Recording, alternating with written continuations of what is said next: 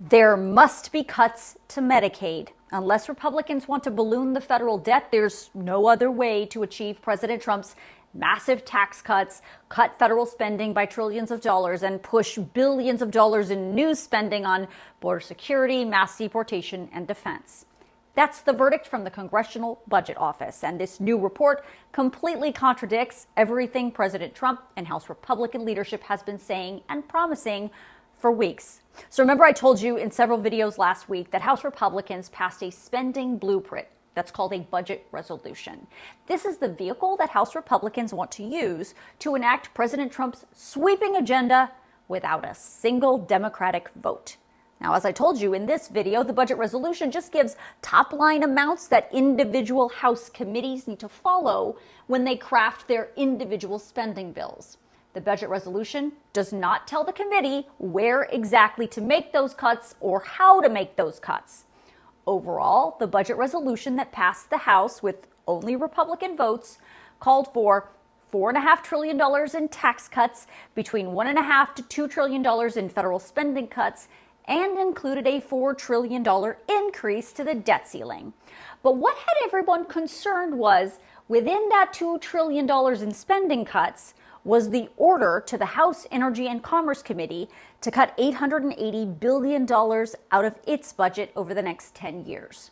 That committee oversees several government departments and programs, including consumer protection agencies, commerce, business, food and drug safety, air quality, and environmental issues. But this committee also oversees healthcare spending, including programs like Medicare and Medicaid. Now, while it's a fact that the budget resolution does not say that the Energy and Commerce Committee must cut $880 billion from Medicare or Medicaid, if you just look at the raw numbers, it would be hard to see how that committee could achieve that $880 billion in spending cuts without cutting some or most of those programs.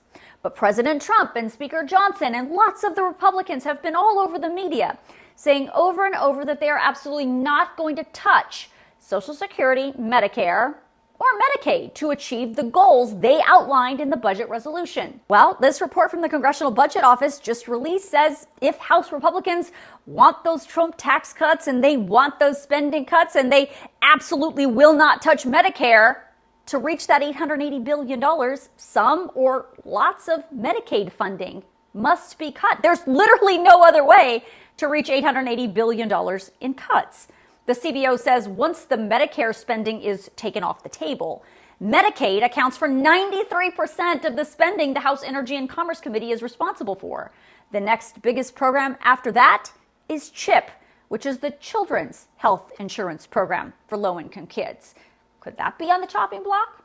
Now, congressional lawmakers have a love-hate relationship with the CBO.